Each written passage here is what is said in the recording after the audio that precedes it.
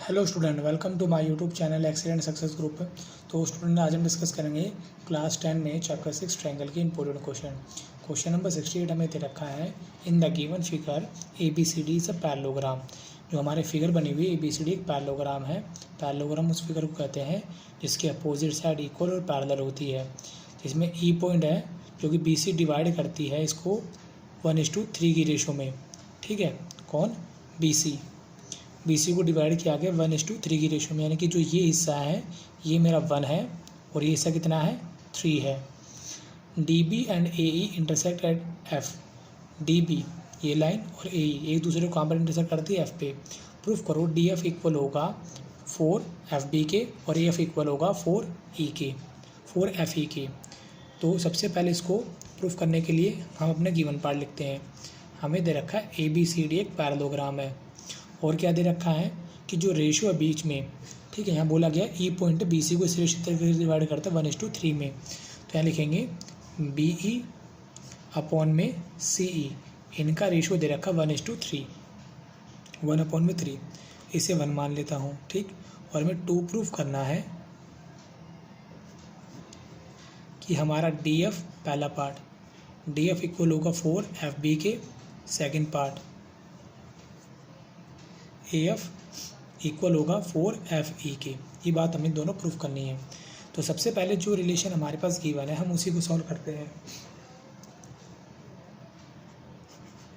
हमारे पास गिवन है कि जो हमारा BE अपॉन CE इक्वल 1/3 के, क्रॉस मल्टीप्लाई किया दोनों को, तो ये CE बराबर आ गया 3BE के इक्वल, यानी कि जो CE की वैल्यू है वो 3 टाइम्स है किसके? BE की। अगर मैं BC की वैल्यू को सॉल्व करूँ BC को, तो BC क्या होगा? जितना मेरा BE प्लस में CE, इन दोनों को जोड़ने में कौन बनेगा? मेरा BC बनेगा।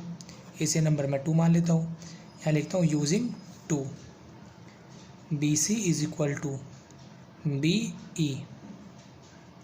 CE की वैल्यू कितनी मेरी? 3 times of BE। BC is equal to BE और 3BE कितना हुआ? 4BE। क्वेश्चन में गिवन था मेरा ABCD क्या है? पैरेललोग्राम है। तो पैरेललोग्राम की अपोजिट साइड इक्वल और पैरेलल होती है। तो यहाँ लिखता हूँ मैं AB इक्वल होगा किसके? CD के, एंड AD इक्वल होगा किसके? BC के, क्योंकि पैरेललोग्राम की साइड है इस वजह से। तो मेरा जो BC है वो किसके इक्वल होगा? AD के। तो मैं BC की जगह रिप्लेस कर लेता हूँ AD, 4 time of BE। Multiply में BE है, मल्टीप्लाई में तो किस में आ जाएगा? डिवाइड में। तो यानी कि 4/1, नीचे कुछ नहीं तो 1, AD अपॉन BE, इनके बीच में रिलेशन क्या? 4:1 का, इनके बीच में रिलेशन है 4:1 का। इसे नंबर मैं 3 मान लेता हूँ।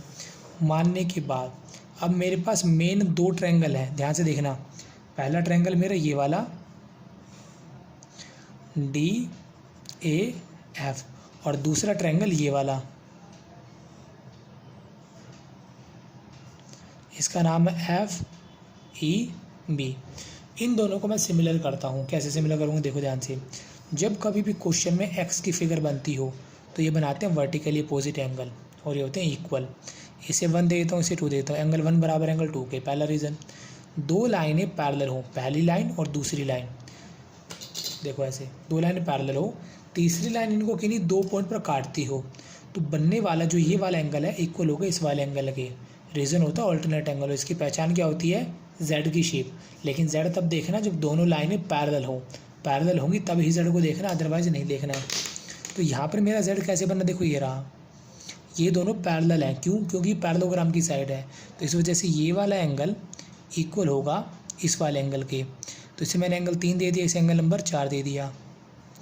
एंगल 3 बराबर एंगल 4 के, 1 और ये 2। जब किसी ट्रायंगल के 2 एंगल इक्वल हो जाते हैं, तीसरा एंगल ऑटोमेटिकली इक्वल होता है बाय एंगल सम प्रॉपर्टी के अकॉर्डिंगली। तो इस रूल से दोनों ट्रायंगल मेरे क्या हो जाएंगे? सिमिलर हो जाएंगे। तो मैं क्या करता हूँ, इस ट्रायंगल को भी ना इसके जैसा ही बना लेता हूँ, यानी कि कॉरस्पॉन्डिंग एंगल उसके अकॉर्डिंगली सेट बैठ जाते हैं, तो समझने में ज़्यादा आसानी होती है। इसको मैं थोड़ा सा रोटेट कर देता हूँ। रोटेट इस तरीके से करता हूँ ताकि दिखने में ये बिल्कुल इसकी तरह ही लगे। एंगल डी और एंगल बी बराबर है, तो बी को यहाँ रख लेता हूँ ताकि 3 और 4 दोनों एक कॉरस्पॉन्डिंग की तरह नज़र आए। 2 और 1 बराबर है, तो यहाँ कौन है एफ, तो यहाँ रख देता हूँ 2, बचा कौन मेरा ई। तो यानी कहने का मतलब मैंने डायग्राम को रोटेट कर दिया, रोटेट करके ऐसे बना लिया ताकि ये नज़र आए। देखो बी बराबर डी के, एफ 1 बराबर 2 के, और ये मेरा ऑटोमेटिकली इक्वल हो जाएगा बाय एंगल सम प्रॉपर्टी के अकॉर्डिंगली। तो यहाँ लिखा मैंने इन ट्रायंगल, जैसे इनके एंगल इक्वल होते हैं उसी तरीके से इनके नाम रखे जाते हैं, यानी angle D F A and triangle B F E दोनों ले लिए।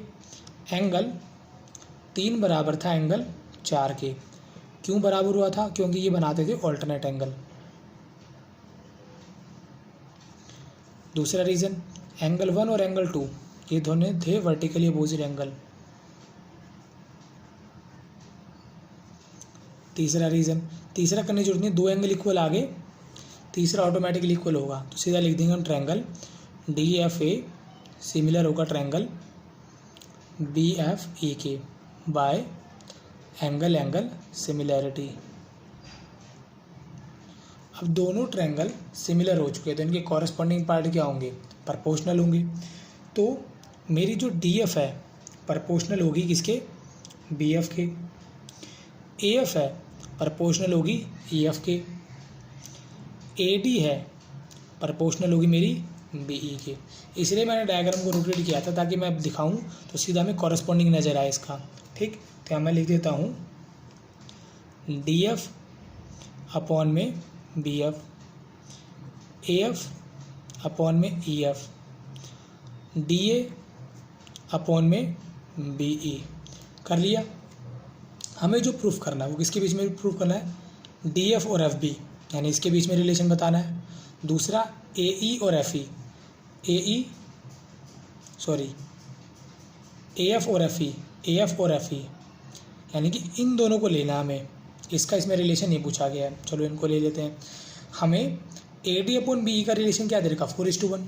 तो लिखता हूँ यूजिंग 3, तीनों की रेशियो सेम ही है क्योंकि तीनों बराबर आ रहे हैं। तो यहाँ लिखता हूँ D F upon B F, A F upon F E. ये रेशो किसके इक्वल है, 4:1 के, यहाँ रख लिया। अब इन दोनों को अलग अलग कर लेते हैं। अपॉन में 4:1, एफ इज इक्वल टू 4:1। अब क्रॉस मल्टीप्लाई कर लो, इसको इसके साथ, इसको इसके साथ। D F is equal to होगा 4BF के, इसको इसके साथ, इसको इसके साथ। ए एफ इक्वल होगा 4FE के। यही बात हमें क्या करनी थी, प्रूफ करनी थी। देखो जरा, डी एफ बराबर 4FB, F B F B F A की बात है, एंड ए एफ बराबर 4FE, ए एफ बराबर 4FE। और इसी के साथ क्वेश्चन नंबर 68 मेरे यहाँ पे कंप्लीट होता है। अब सॉल्व करेंगे क्वेश्चन नंबर 69। तो स्टूडेंट क्वेश्चन नंबर 69 में ऐसे दे रखा है, figure triangle P Q R और क्यू एस टी रिस्पेक्टिवली है, पी क्यू आर और क्यू एस टी। हमें प्रूफ करना है Q R into Q S, Q P into Q T, ये प्रूफ करना है। तो सबसे पहले लिखेंगे गिवन पार्ट। गिवन पार्ट में लिखा in triangle P Q R and triangle Q S T, जिसमें मुझे एंगल आर 90 डिग्री दे रखा है और एंगल टी दोनों 90 डिग्री दे रखे हैं। टू प्रूव करना है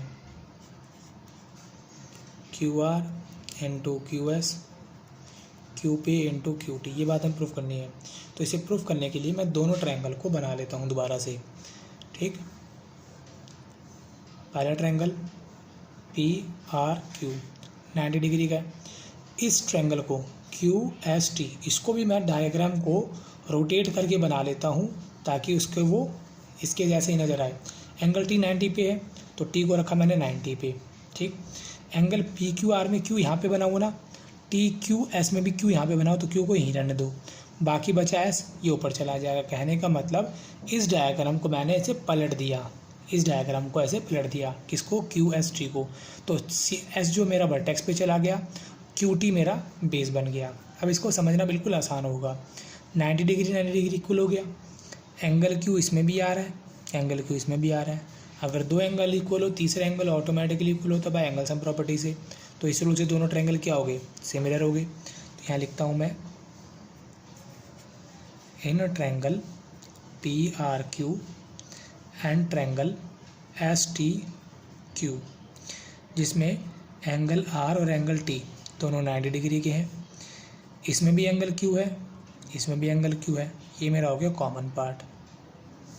दोनों ट्रायंगल अगर मेरे दो एंगल इक्वल हो गए तो दोनों ट्रायंगल क्यों आ जाएंगे?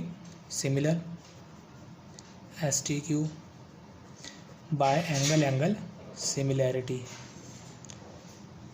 दोनों सिमिलर है तो कॉरस्पॉन्डिंग पार्ट होंगे इसके प्रोपोर्शनल।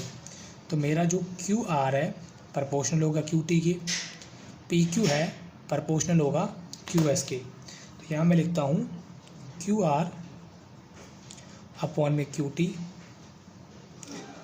PQ या QP अपॉन में QS। ठीक है, अगर सिमिलर है तो कॉरस्पॉन्डिंग पार्ट प्रोपोर्शनल होंगे। Cross multiply QR into QS, QP into QT। यही बात है इम्प्रूव करनी थी। देखो QP into QT and QR upon में QR इंटू QS। ये इम्प्रूव करना था। इसी के साथ मेरा क्वेश्चन नंबर 69 यहाँ पे कंप्लीट होता है। उम्मीद करता हूँ स्टूडेंट आपको क्वेश्चन समझ में आ गया होगा। अगर आपको वीडियो अच्छा लगा हो तो वीडियो को लाइक करें, शेयर करें, कमेंट करें और इस चैनल को जरूर सब्सक्राइब कर लें। मिलते हैं अगली वीडियो में। Okay, bye bye, thank you.